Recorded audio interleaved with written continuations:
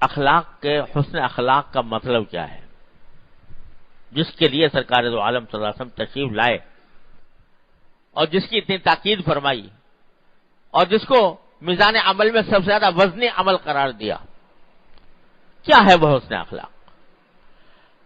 ایک حسن اخلاق وہ ہے جو آج کل کی دنیا میں عام طور سے جس کو حسن اخلاق کہا جاتا ہے، کیا کہ بھائی کسی سے ملاقات ہوئی تو مسکرا کر مل لیے، اچھی اچھی میٹھی میٹھی باتیں کر لیں، وغیرہ وغیرہ. اس کو لوگ سمجھتے ہیں کہ یہ حسن اخلاق ہے. لیکن خوب سمجھ لیجئے کہ حسن اخلاق یہ عمل کہ کسی سے مسکرا کر مل لینا، میٹھی میٹھی باتیں کر لینا، یہ بعض اوقات حسن اخلاق کا نتیجہ تو ہوتا ہے، لیکن یہ بذات خود حسن اخلاق نہیں ہے. آپ مسکرا کر مل رہے ہیں کسی سے اور دل میں بغض بھرا ہوا ہے، اس کے خلاف حسد بھرا ہوا ہے، تو یہ بظاہر تو آپ نے مسکرا دیے اور اس کے بعد میٹھی میٹھی باتیں کر لی، اس کی تعریف بھی کر دی، اس کا دل بھی خوش کر دیا، لیکن اندر دل میں حسد بھرا ہوا ہے، بغض بھرا ہوا ہے، کینہ بھرا ہوا ہے. تو یہ تو ایک طرح کی منافقت ہے، یہ حسن اخلاق نہیں ہے. یہ جو چیز ہوتی ہے کہ کسی کے ساتھ کسی خاص طریقے سے مل لیے، مسکرا کر مل لیے، اچھی باتیں کر لیں، یہ سلوک ہے، حسن سلوک. لیکن حسن سلوک وہی کارآمد ہے اللہ تعالیٰ کے ہاں جو حسن اخلاق کے نتیجے میں ہو.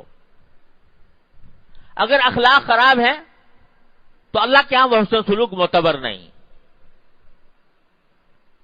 بات ذرا گہری سی ہے لیکن سمجھنے کی ہے کہ حسن اخلاق جس کو شریعت میں اور دین میں جس کو حسن اخلاق کہا گیا ہے، وہ اخلاق یہ منہ سے اور زبان سے اور آنکھوں سے اور ہاتھوں سے نہیں ہوتے.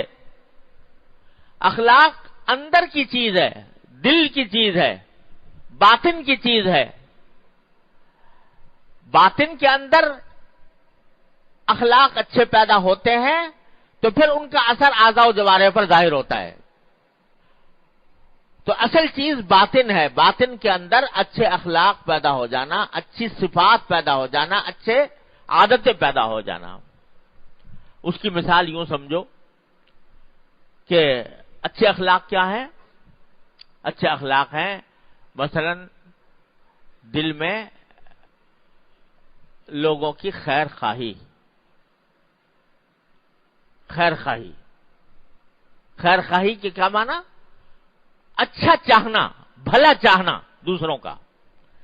یہ دل میں پیدا ہوتی ہے، یہ خواہش، یہ صفت دل میں پیدا ہوتی ہے کہ دل میں آدمی کی یہ بات ہوتی ہے کہ میں جتنے اللہ کی مخلوق ہے سب کے ساتھ سب کے لیے بھلا چاہتا ہوں. یہ جب خواہش پیدا ہوتی ہے دل میں اور یہ صفت پیدا ہوتی ہے تو پھر اس کا نتیجہ یہ ظاہر ہوتا ہے کہ آدمی کسی کے ساتھ حسن سلوک کرتا ہے، کسی کے ساتھ کسی کی مدد کرتا ہے، کسی کی تعریف کرتا ہے، لوگوں کے درمیان لڑائی ہو رہی ہے تو اس میں مصالحت کراتا ہے. یہ ساری چیزیں خیرخواہی سے پیدا ہو رہی ہیں جو دل میں تھی اصل میں. تو حسن خلق وہ اندر پائی جانے والی خیرخواہی ہے. النصح لکل مسلم، جس کو سرکار دو عالم صلی اللہ علیہ وسلم نے ارشاد فرمایا، ہر مسلمان کے لیے خیر خواہی. کیا مطلب؟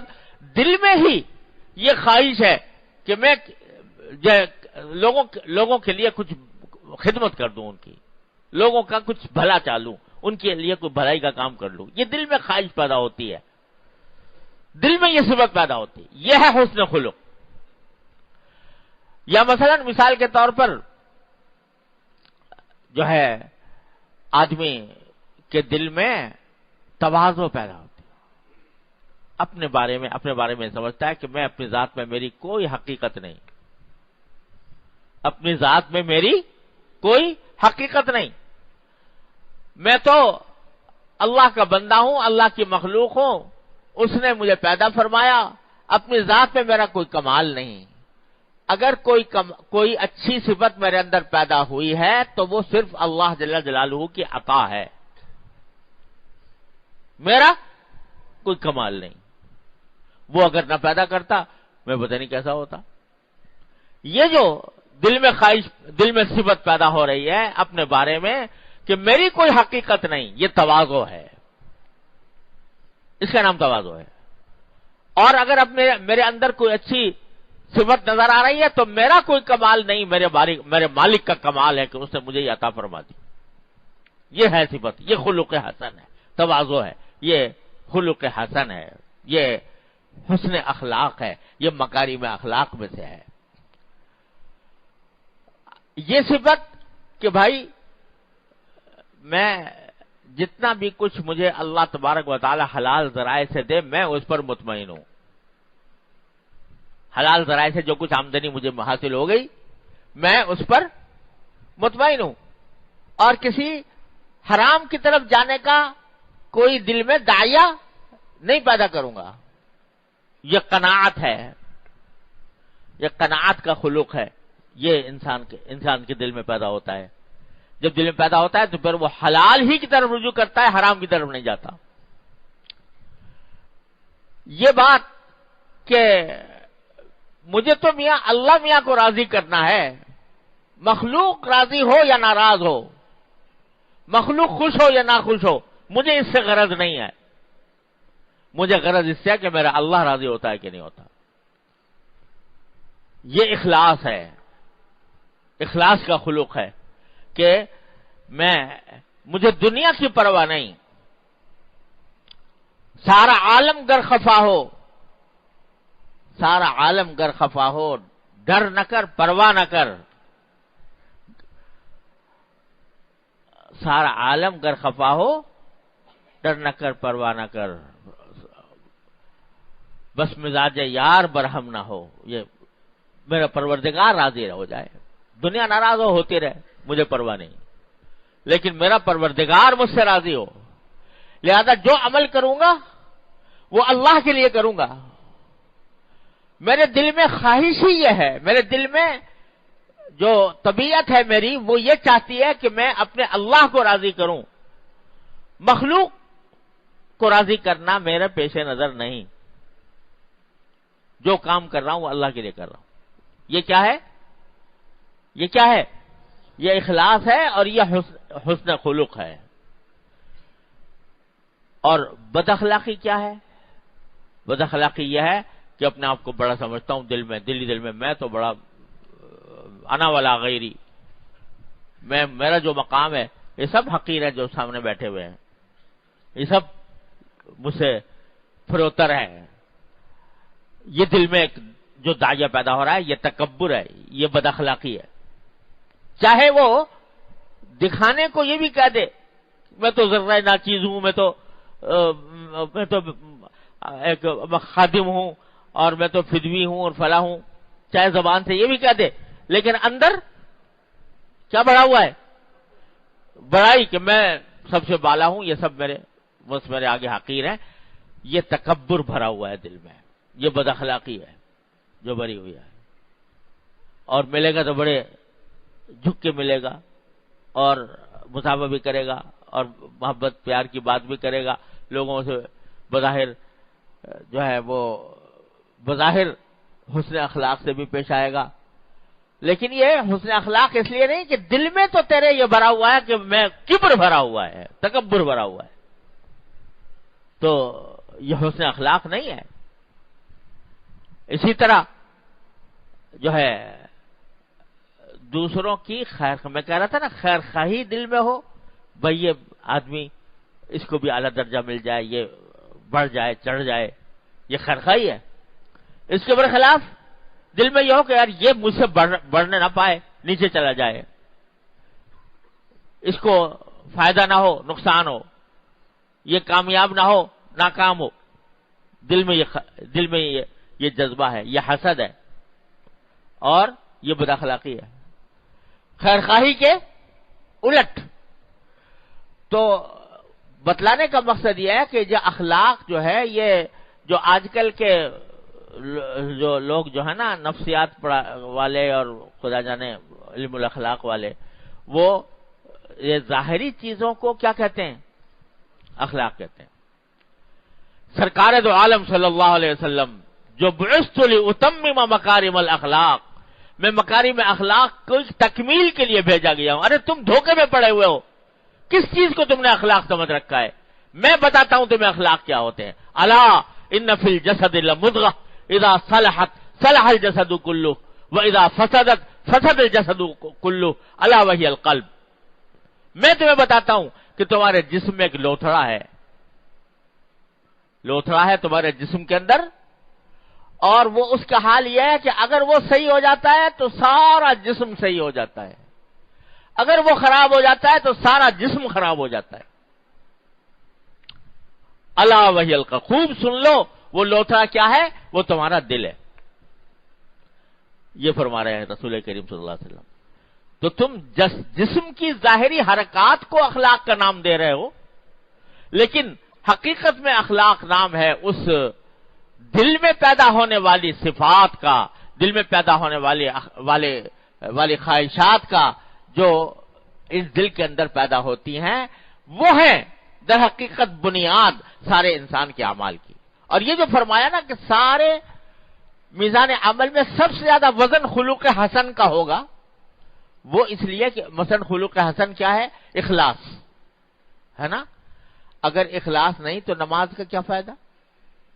نماز بھی کہ جو کہا کہ نماز کا وزن نہیں، زکوٰۃ کا اتنا وزن نہیں، اس کا روزے کا اتنا وزن نہیں، حج کا اتنا وزن نہیں جتنا خلوق حسن کا ہے۔ وہ اس لیے کہ اخلاص بنیاد ہے سارے عبادات کی، سارے اعمال حسنہ کی۔ اگر اخلاص نہیں، اخلاص کا خلوق حسن نہیں ہے تو نماز بھی بیکار، زکوٰۃ بھی بیکار، حج بھی بیکار، عمرہ بھی بیکار، ساری عبادت بیکار، اگر اخلاص نہیں ہے تو۔ کیوں؟ انما الاعمال بالنیات انما لامرئ ما نوى۔ اس لیے جب اخلاص کا خلق حاصل ہو گیا، اخلاق حسنہ اس کے حاصل ہو گئے، تو پھر انشاءاللہ تمہاری نماز بھی درست ہوگی، تمہارا روزہ بھی درست ہوگا، تمہاری زکوٰۃ اور حج اور صدقہ، خیرات، تلاوت سب کچھ درست ہو جائے گی۔ لیکن اگر وہاں بجائے اخلاص کے ریاکاری ہے، اخلاص کے بجائے ریاکاری ہے، دل میں یہ خواہش بنی ہوئی ہے کہ لوگ میری تعریف کریں، دل میں یہ خواہشات بھری ہوئی ہیں، خواہشات ہی نہیں بلکہ دل میں داعیہ ہی یہ ہے کہ جو کام کروں اس سے لوگوں میں واہ واہ ہو جائے، لوگ میری تعریف کریں، لوگوں پر میری بڑائی کا سکہ بیٹھ جائے۔ یہ جب دل میں بات آ رہی ہے تو کیا ہے؟ یہ ریا ہے۔ اور ریا اتنی بڑی بد اخلاقی ہے، اتنی بڑی بد اخلاقی ہے کہ اس سے بڑھ کر کوئی بد اخلاقی نہیں ہوتی۔ حدیث میں نبی کریم صلی اللہ علیہ وسلم نے ارشاد فرمایا کہ من صلی یرائی فقد اشرک باللہ، جو ریاکاری سے نماز پڑھتا ہے وہ اللہ کے ساتھ شریک کر ٹھہراتا ہے مخلوق کو، کیونکہ نماز تو اللہ کے لیے پڑھنی چاہیے تھی، وہ پڑھ رہا ہے انسانوں کو خوش کرنے کے لیے، تو شرک کر لیا اس نے۔ ومن صام یرائی فقد اشرک باللہ، اور جو ریاکاری کی خاطر روزے رکھتا ہے دکھاوے کے لیے تو اس نے اللہ کے ساتھ شریک ٹھہرا دیا کسی کو۔ تو شرک سے زیادہ بد اخلاقی کیا ہوگی کہ اپنے خالق و مالک کے ساتھ کسی کو شریک ٹھہرائے آدمی۔ تو یہ اخلاق در حقیقت یہ اندرونی باطنی صفات اور باطنی کیفیات کا نام ہے، نہ کہ ظاہری افعال کے حرکتوں کا۔ حضور اقدس سرور عالم صلی اللہ علیہ وسلم کی تشریف آوری سے پہلے میں نے عرض کیا کہ لوگ ان اخلاق کے حامل تو تھے، شجاعت تھی، سخاوت تھی، اور مہمان نوازی تھی، اور جھوٹ نہ بولنا تھا، سچائی تھی، یہ ساری باتیں تھیں، لیکن دو خرابیاں تھیں۔ ایک تو وہ اعتدال میں نہیں تھی، جیسے میں نے ابھی عرض کیا، اعتدال میں نہیں تھی، حد میں نہیں تھی، حد سے بڑھی ہوئی تھی۔ دوسرے وہ اللہ کے لیے نہیں تھی، وہ اس لیے تھی لِأَلَّا يُوسَرَ عَنِ الْكَذِبِ۔ خود ابو سفیان کہہ رہے ہیں کہ میں جھوٹ اس لیے نہیں بول رہا تھا کہ اگر جھوٹ بولتا تو لوگ کہتے کہ ابو سفیان نے ہرقل کے دربار میں جھوٹ بولا تھا، لوگوں میں میری برائی ہوتی۔ تو جھوٹ سے احتراز یا پرہیز کی وجہ یہ نہیں تھی کہ میرا اللہ ناراض ہو جائے گا، یہ تھی کہ لوگوں میں میری بدنامی ہوگی، بدنامی کی ڈر سے وہ یہ کام کر رہے تھے۔ سرکار دو عالم صلی اللہ علیہ وسلم نے تشریف لا کر بتایا اخلاق کی حدود کیا ہے، اعتدال کی حدود کیا ہے، اور ساتھ ہی یہ بتایا کہ جو اخلاق کے معاملات کرو تو وہ اللہ کے لیے کرو، نہ اپنی تعریف کروانے کے لیے، نہ لوگوں کی خوشنودی حاصل کرنے کے لیے، نہ لوگوں میں نیک نامی پیدا کرنے کے لیے، جو کام کرو اللہ کے لیے کرو۔ وہ ہے، ارے یہ مخلوق کیا ہے، آج تمہاری تعریف کر رہی کل کو گالیاں دے گی، بھروسہ ہے کچھ؟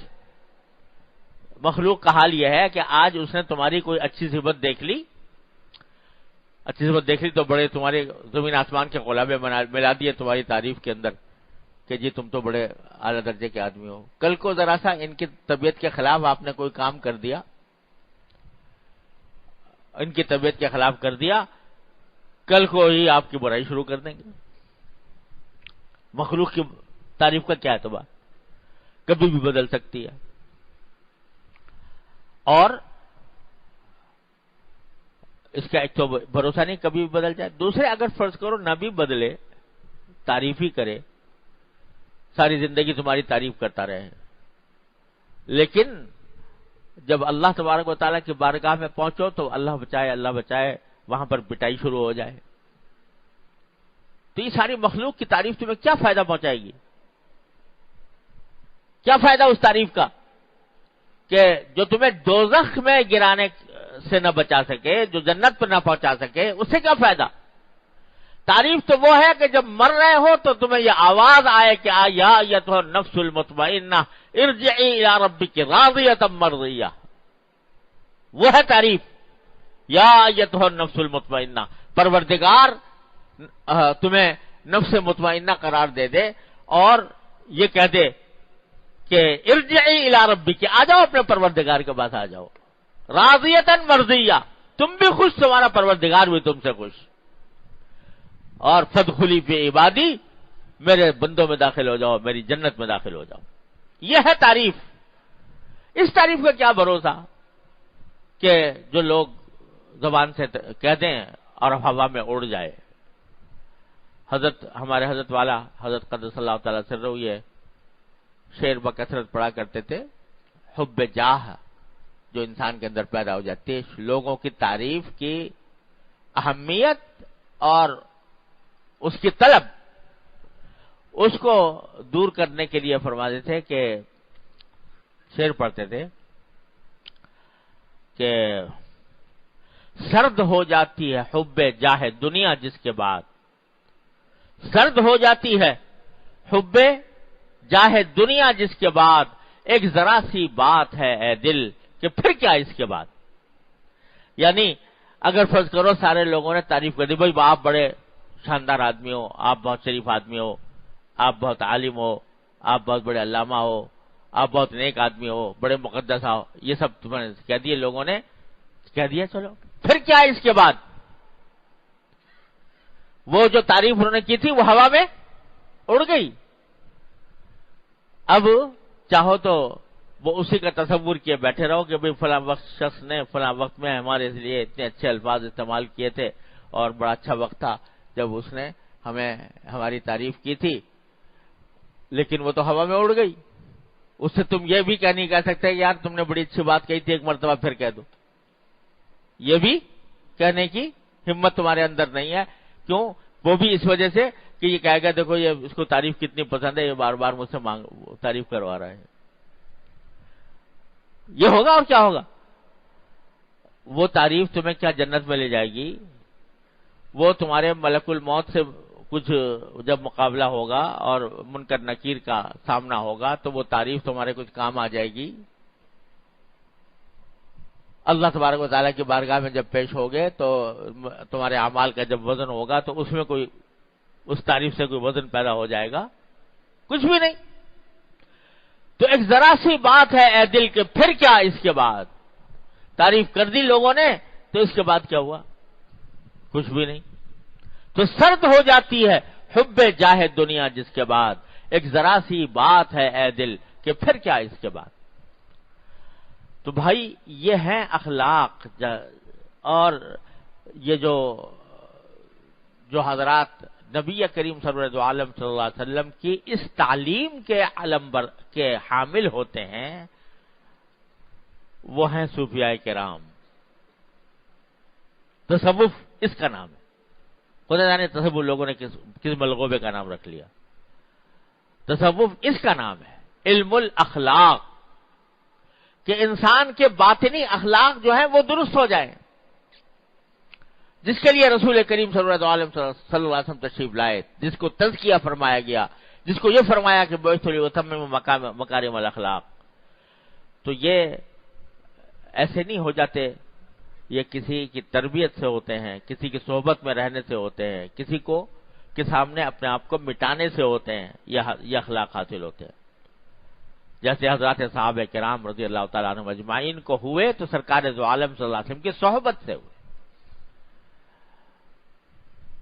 ان کے اندر ملکات تو موجود تھے، مگر وہ اعتدال پر بھی نہیں تھے، اور ان کے اندر جو اصل روح ہے کہ اللہ کے لیے کی جائے وہ نہیں تھی. سرکار دو عالم صلی اللہ علیہ وسلم کی تعلیم و تربیت سے ایسے مزکا مجلہ مصفا ہو گئے کہ وہ اخلاق جو ہیں کامل بھی ہوئے اور اللہ تبارک و تعالیٰ کی بارگاہ میں مقبول بھی ہوئے. تو اسی طرح جس طرح صحابہ کرام نے یہ دولت سرکار دو عالم صلی اللہ علیہ وسلم کی صحبت سے حاصل کی، تابعین نے صحابہ کی صحبت سے حاصل کی، تابعین نے تابعین کی صحبت سے حاصل کی، اسی طرح یہ سینہ بسینہ اور مشائخ سے دوسرے ان کے اخلاف تک یہ منتقل ہوتی چلی آئی. اسی لیے یہ جو ہمارے ہاں پیری مریدی کا تصور ہے یا کسی شیخ سے اصلاحی تعلق کا تصور ہے، وہ در حقیقت اس مقصد کے لیے. یہ نہیں ہے کہ انہوں نے کچھ وظیفے بتا دیے بس وہ پڑھتے رہو، اس لیے نہیں ہے.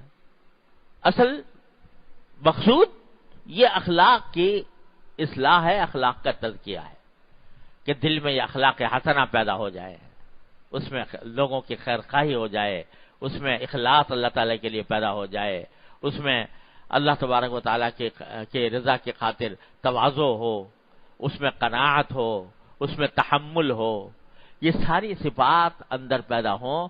اس کے لیے ہوتا ہے یہ تعلق قائم کیا جاتا ہے اور یہ صحبت سے منتقل ہوتا ہے. یہ جو بعض لوگوں نے سمجھا ہوا ہے کہ بس کسی سے بیعت ہو گئے اور اس نے کچھ وظیفے بتا دیے اور وہ عمل کرتے رہے اس وظیفوں کے اوپر تو بس ہو گیا، پہنچ گئے منزل تک، جبکہ دل میں بعض اوقات اخلاق خبیثہ بھرے ہوئے ہوتے ہیں. تو اللہ تعالیٰ محفوظ رکھے. تو بھائی یہ پہلے اس کی اہمیت سمجھنی چاہیے، اور یہ چیز حاصل ہوتی ہے صحبت سے، تربیت سے، مشق سے، اور بزرگوں کے وہ بزرگ جن کے اخلاق مجلہ مصفا ہے ان کے حالات اور ملفوظات پڑھنے سے یہ دولت حاصل ہوتی ہے. تو نبی کریم سرور عالم صلی اللہ علیہ وسلم کے اخلاق کیا تھے، پھر آگے انشاءاللہ ان کا رفتہ رفتہ بیان آئے گا. اللہ تبارک و تعالیٰ اپنے فضل و کرم سے، اپنی رحمت سے ہمیں توفیق عطا فرما دے. اور بھائی تفصیل تو آگے انشاءاللہ رفتہ رفتہ آئے گی، لیکن ایک کام تو فوری آدمی ہر ایک کو کرنا ہی چاہیے. وہ کیا کہ اللہ جل جلالہ سے دعا مانگتا رہے. یہ اخلاق پیدا کرنے والے دینے والے کون ہیں؟ اللہ ہی ہے نا. تو ان سے مانگو، یا اللہ آپ نے اپنے نبی کریم سرور عالم صلی اللہ علیہ وسلم کے بارے میں فرمایا کہ انک لعلی خلق عظیم، آپ نے اتنے عظیم اخلاق ان کو عطا فرمائے. اے اللہ ہمارے اخلاق و اعمال کو بھی درست فرما دیجیے، اپنے رضا کے مطابق اس کو درست فرما دیجیے. اس دعا کی عادت ڈالیں اور کوئی دن اس دعا سے خالی نہ رہے. تو اللہ تعالیٰ سے کیا بعید ہے کہ اللہ تبارک و تعالیٰ ہمیں بھی ان اخلاق حسنہ کا کوئی حصہ عطا فرما دے. وصلی اللہ تعالی علی خیر خلقہ وآمنہ اللہم صلی علی سیدنا مولانا محمد کما صلیت علی ابراہیم وعلی آل ابراہیم انک حمید مجید ربنا ظلمنا انفسنا وان لم تغفر لنا وترحمنا لنکونن من الخاسرین. یا اللہ اپنے فضل کرم اپنے رحمت سے ہمارے تمام گناہوں کو معاف فرما. یا اللہ ہمارے اعمال و اخلاق کی اصلاح فرما.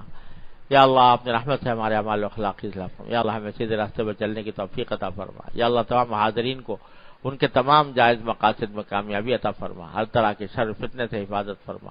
وصلی اللہ تعالی علی خیر خلقہ سیدنا محمد و آلہ و اصحابہ اجمعین.